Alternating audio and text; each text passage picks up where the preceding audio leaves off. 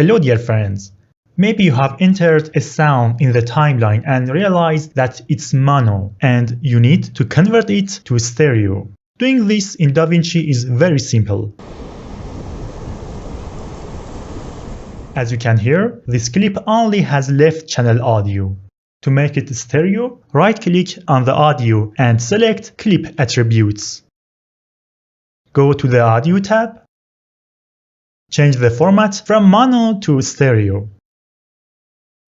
Now set the source channel as above and click OK.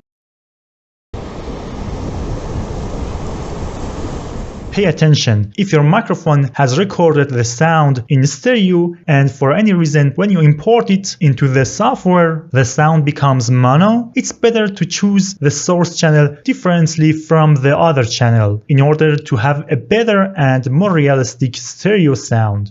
Thanks for watching. Please like and subscribe. Goodbye.